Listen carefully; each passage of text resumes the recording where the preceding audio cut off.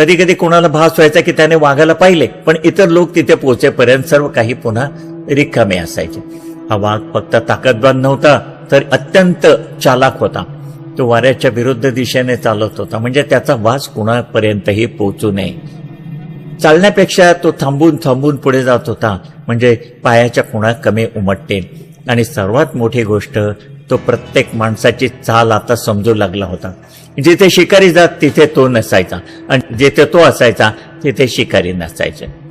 या दरम्यान अनेकदा असेही झाले की शिकाऱ्यांनी कोणातरी वाघाला पाहताच गोळी चालवली. जंगलात वाघ सापडणे काही अनोखी गोष्ट नव्हती. प्रत्येकाला वाटायचे की त्यांनी नरभक्षक मारला, पण हे काही क्षणापुरतं असायचं. नंतर कोणाचा आढावा घेतला जाई. लोक तुलना करत की हाच तो लंगडा वाघ आहे का. प्रत्येक वेळेला एकच उत्तर मिळायचं, नाही, हा नरभक्षक नाही, हा निर्दोष वाघ होता. खरा राक्षस अजूनही जिवंत आहे. मग अजून एक पद्धत वापरली गेली. जंगलात जिवंत प्राणी बांधले गेले, शेळ्या, वासरे आणि काही ठिकाणी गायीही. कल्पना ही होती की वाघ सहज शिकार पाहून नक्कीच येईल आणि मग शिकारी त्याला मारते. रात्री मचाणे बांधली गेली. शिकारी झाडावर बसून राहिले. खाली बांधलेला प्राणी बेचैन हालत, कधी आवाज करत, कधी दोरं उडत. सर्व काही परफेक्ट वाटत होतं, पण रात्र अशी सुनी सुनी जात होती. सकाळ व्हायची आणि वाघ यायचाच नाही. कधी कधी दुरून त्याची गर्जना ऐकू ये, पण तो बेटा जवळ येत नसे. जसे त्याला माहीत आहे की हा सगळा सापळा आपल्यासाठीच आहे. आणि तो दुरून पाहून हसत होता. एक गोष्ट सर्वांना चकित करत होती. सामान्य वाघ इतका हुशार नसतो, पण हा वेगळा होता. या बेचैनीचा परिणाम फक्त शिकाऱ्यांपर्यंत मर्यादित राहिला नाही. जंगलात चालू असलेले काम हळूहळू थांबले. लाकूड तोडणारे मजूर यायला कचरू लागले. जे आधी सकाळीच जंगलात शिरत होते, आता घराबाहेर पडण्यापूर्वी विचार करू लागले. काल रामू गेला होता, परत आला नाही. वनरक्षक गेला, सर्वांच्या समोर दिवसा ढवळा त्याला उचलून नेला. या गोष्टीची चर्चा चालू राहायची. या गोष्टी प्रत्येक गावात चालू होत्या. भीती हळूहळू रोजगारावर भारी पडत होती. मी स्वतः या जंगलात दिवस रात्र फिरत होतो. सकाळ संध्याकाळी कोणाचा माग काढत, रात्री योजना बनवत, आणि पुढच्या दिवशी पुन्हा तीच धावपळ सुरू व्हायची. कुठेतरी कधीतरी कुठल्या तरी झुडपात काहीतरी हालताना दिसायचे. हृदय जोरात धडकायचे. रायफल तयार होती, पण पुढच्या क्षणी कळायचे की तो फक्त भास होता.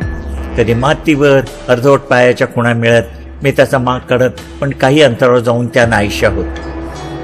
जसे कुणीतरी त्याला मदत करणाऱ्या पिशाच्य शक्तीने जाणीवपूर्वक त्या पुसल्या असाव्यात. रोज आशेने निघायचो आणि संध्याकाळी निराश होऊन परत यायचो. हळूहळू शिकार हा फक्त गेम राहिला नाही, तो मेंदूचा खेळ बनला होता.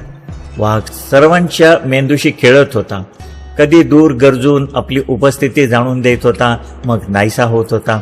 कधी एका ठिकाणी खुणा सोडायचा, मग अचानक दिशा बदलायचा. कधी असे वाटायचे की तो जवळच आहे, पण जेव्हा तिथे पोहोचायचे तेव्हा काहीही नसायचे.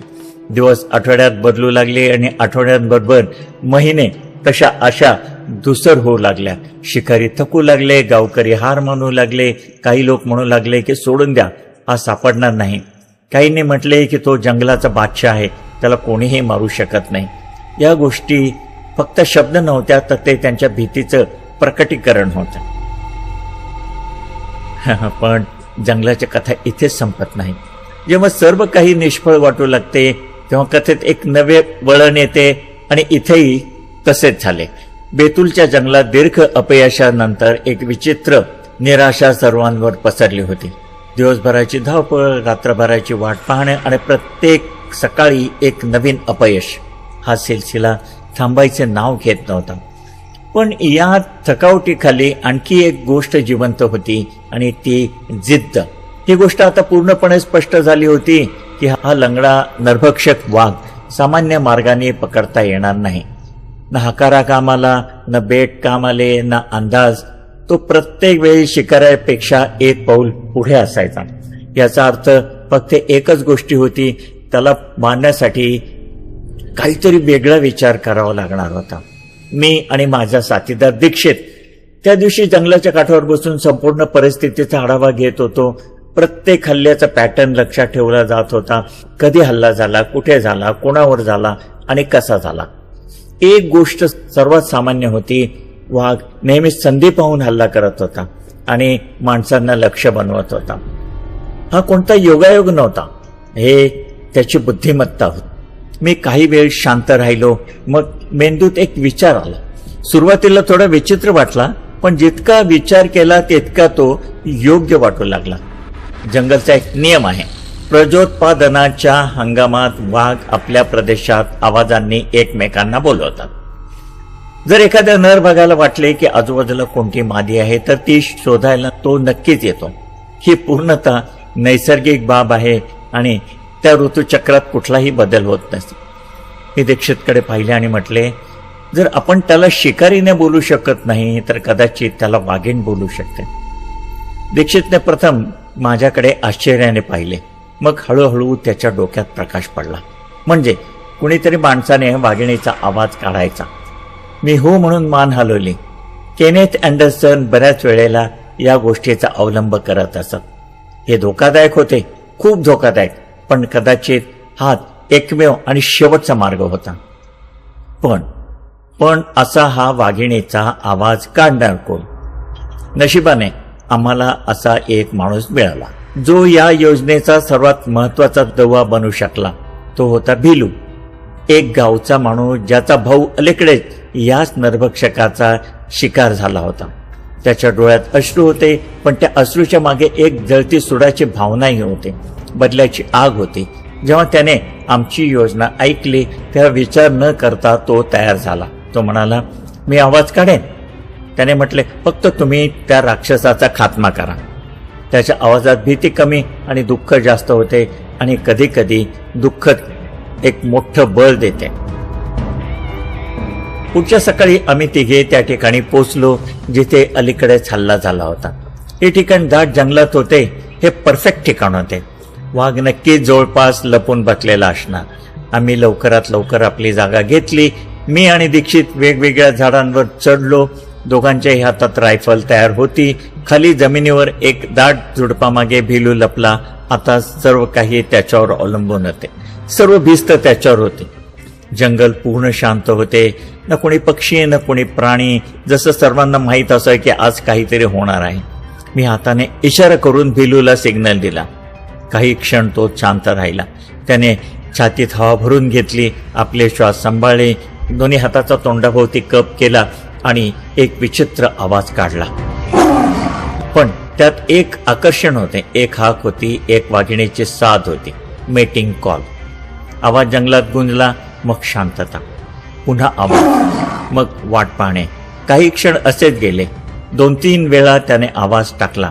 प्रत्येक सेकंद एका तासासारखा जात होता. तेवढ्यात दूर कुठून तरी हलकं उत्तर आलं. मी बोट ट्रिगरवर अधिक घट्ट केले. दीक्षितही ताठ बसला.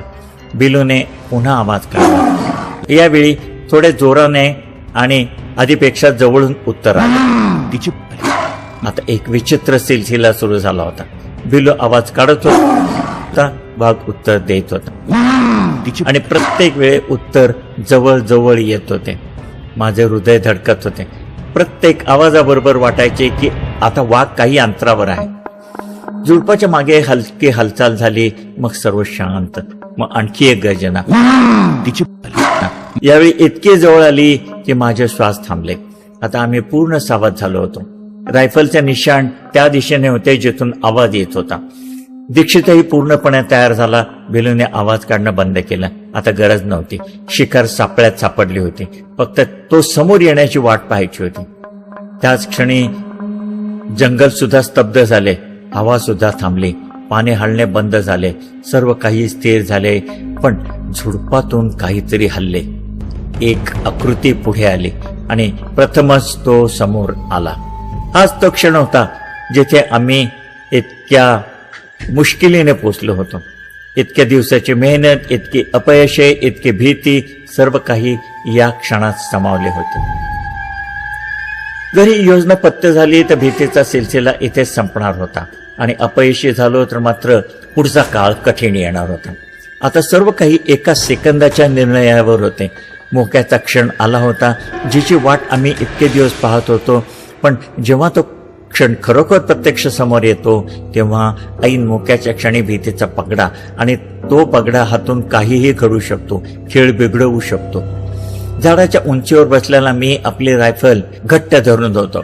खाली दाट झुडपांचा अंधार होता आणि त्या अंधारात कुठेतरी तो लंगडा नरभक्षक वाघ होता. दीक्षित दुसऱ्या झाडावर होता. त्याचे डोळेही त्याच दिशेने खिळले होते. बिलू जो काही वेळापूर्वी वाघिणीचा आवाज काढत होता तोही आता पूर्ण शांत बसला होता, जसे जंगलच्या शांततेचा भाग बनला असावा. हवा थांबली होती. एका क्षणासाठी असे वाटले की संपूर्ण जंगल आमच्याकडे आशेने पाहत आहे, वाट पाहत आहे की पुढचं पाऊल कोण उचलतं. झुडपातून हलकी हालचाल झाली. माझे बोट ट्रिगरवर अधिक घट्ट झाले. डोळे एकाच ठिकाणी खिळले. मग हळूहळू पानांमधून एक आकृती उमटून समोर आली. तो होता लंगडा बाग. त्याचे शरीर आधीपेक्षा जास्त भयानक वाटत होते. जखमी असूनही त्याच्या ताकदीत काहीही कमतरता नव्हती.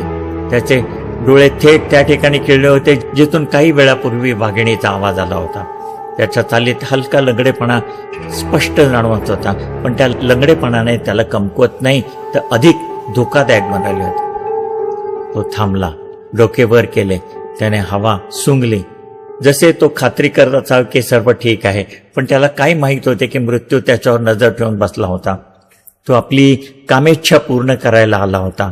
प्रेम, काम माणसाला आंधळे बनवते, अविचारी बनवते, जनावर बनवते. तो तर जनावरच होता. वाईट हे की त्याला आता मृत्यू प्राप्त होणार होता. मी आपले श्वास थांबवले. रायफलचा निशाणा थेट त्याच्या छातीवर रोखला. दीक्षितही तयार होता. मी हळूच ट्रिगर दाबला. गोळीचा आवाज जंगलात घुमला. त्याच क्षणी दीक्षितची रायफलही गरजली.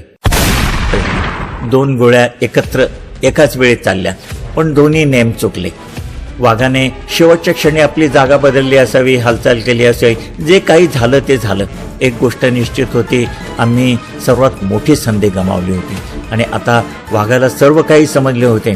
त्याच्या डोळ्यात एकदम बदल झाला. शिकार होण्यासाठी आलेला प्राणी आता शिकारी बनला होता. त्याने जोरदार गर्जना केली आणि थेट माझ्यावर झेपावला. सहसा लोक समजतात की झाडावर चढून माणूस सुरक्षित असतो, पण हा वाघ सामान्य नव्हता. तो मी बसलो होतो त्या झाडाखाली आला. मग आपल्या संपूर्ण शरीराच्या ताकदीने त्याने उंच उडी मारली. त्याचे पंजे हवेत थेट माझ्या दिशेने आले. एका क्षणासाठी प्रेम वाटले की तो मला आता पकडणार. मी थोडा मागे हटलो, रायफल सांभाळली आणि दुसरी गोळी चालवण्याचा प्रयत्न केला, पण नेम पुन्हा चुकला. गोळी जमिनीवर लागली. वाघ खाली पडला, पुन्हा गरजला आणि यावेळी दीक्षितच्या झाडाकडे वळला. दीक्षितची अवस्था खराब झाली होती. त्याने लवकरात लवकर रायफल ॲडजस्ट करायचा प्रयत्न केला, पण वाघाने त्याला वेळच दिला नाही. आणखी एक उडी. तो त्याच्या झाडाच्या बरोबर खाली आला होता. त्याचे पंजे दीक्षितच्या इतके जवळ आले की दीक्षितचं संतुलन बिघडलं. त्याची रायफल त्याच्या हातातून सुटून जमिनीवर पडली. हे सर्व इतक्या वेगानं झालं की काय चाललं हे समजण्याची संधीच मिळाली नाही. जशी त्याची रायफल जमिनीवर पडली, वाघाचे लक्ष त्या रायफलवर गेले. रागाने आणि कामाने पिसाळलेल्या त्या वाघाने ती बंदूक आपल्या पंजात पकडली आणि जोर जोरात बंदुकीवर आपले पंजे मारू लागला. ते एक विचित्र दृश्य होतं. एक राक्षस एका बंदुकीवर आपला राग काढत होता. त्या दृश्यामागे एक सत्य लपलं होतं की त्या क्षणी आम्हाला सावरायला वेळ मिळाला. त्याचे आमच्याकडे दुर्लक्ष झाले होते. मी या संधीचा फायदा घेतला. श्वास नियंत्रित केला. रायफल सरळ केली. आता काहीही घाई केली नाही, काहीही वेदरटपणा नाही. वाघ अजूनही खाली होता आणि तो त्या बंदुकीवर आपला राग काढत होता. मी हळूच नेम साधला आणि ट्रिगर मारला. यावेळी गोळी थेट लागली. वाघ एका झटक्याने मागे हटला. त्याने एक जोरदार गर्जना केली, पण तो पडला नाही. त्याने पुन्हा उडी मारली, यावेळी थेट माझ्या दिशेने. आता तो पूर्णपणे जवळ आला होता. इतका जवळ की मी त्याच्या डोळ्यात उतरलेले रक्त पाहू शकत होता. त्याच्या गर्जना माझ्या छातीत कंप निर्माण करत होत्या. हाच तो क्षण होता. मी वेळ न घालवता तिसरी गोळी चालवली. गोळी थेट लागली. वाघ हवेतच एक झटका मारून खाली पडला. जमिनीवर पडताच त्याने एक शेवटची गर्जना केली. मग त्याचे शरीर हळूहळू शिथिल पडत गेले. जंगल पुन्हा शांत झाले. काही क्षणासाठी मी हलू शकलो नाही. सर्व काही इतके वेगाने झाले होते, मेंदूला या सगळ्या गोष्टीचं आकलनच होत नव्हतं. दीक्षित अजूनही झाडावर जागच्या जागी बसला होता. त्याचे श्वास वेगाने चालले होते.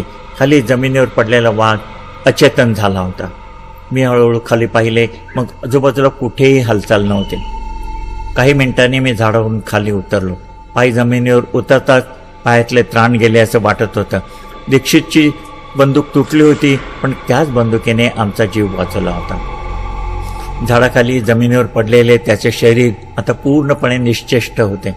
पण काही क्षणापर्यंत आम्हाला विश्वासच बसला नाही की तो संपला आहे. मी काही वेळ तिथे लांब उभा राहिलो. रायफल अजूनही त्याच्यावर रोखली होती. डोळे त्या वाघावर खिळले होते. हळूहळू वास्तव समजू लागले.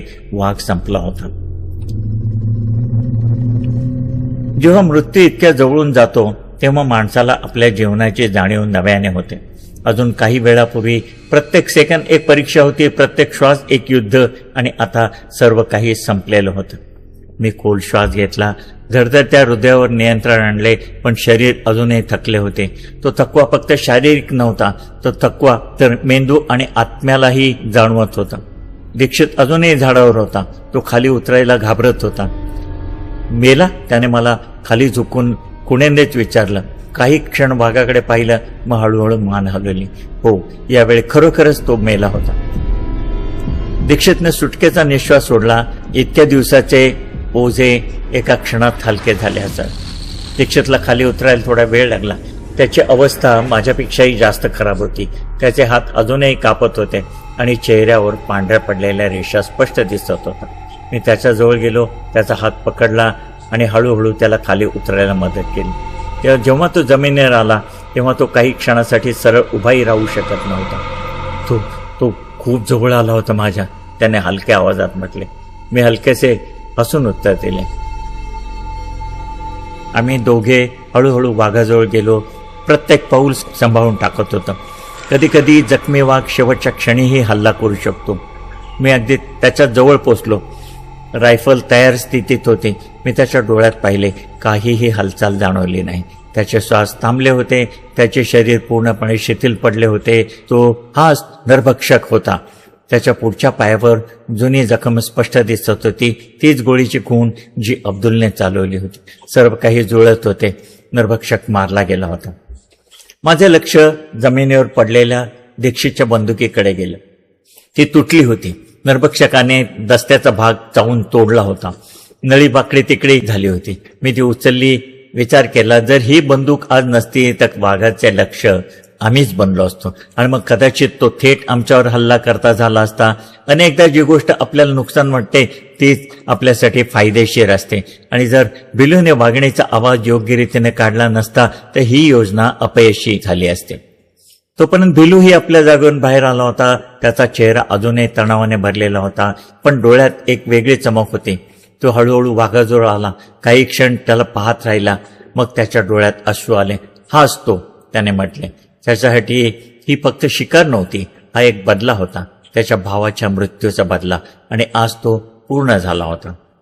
आम्ही निर्णय घेतला की वाघाचा मृतदेह गावात न्यायचा. लोकांना खात्री पटवण्यासाठी, त्यांची भीती दूर करण्यासाठी हे आवश्यक होते.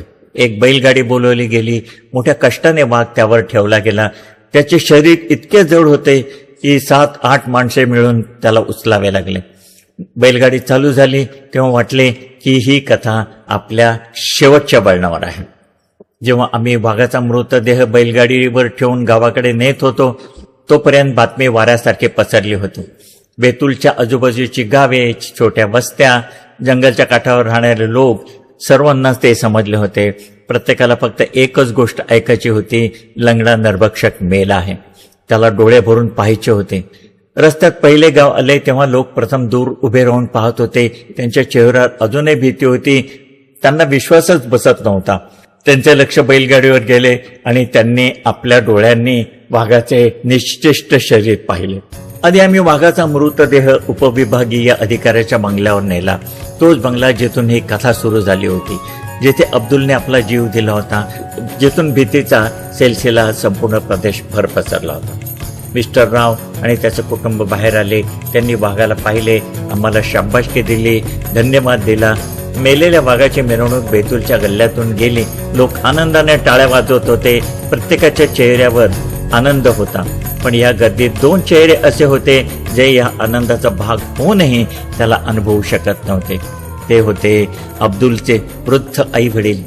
त्यांचे डोळे फक्त त्या वाघावर खिळले होते ज्या राक्षसाच्या पोटात त्यांचा मुलगा होता.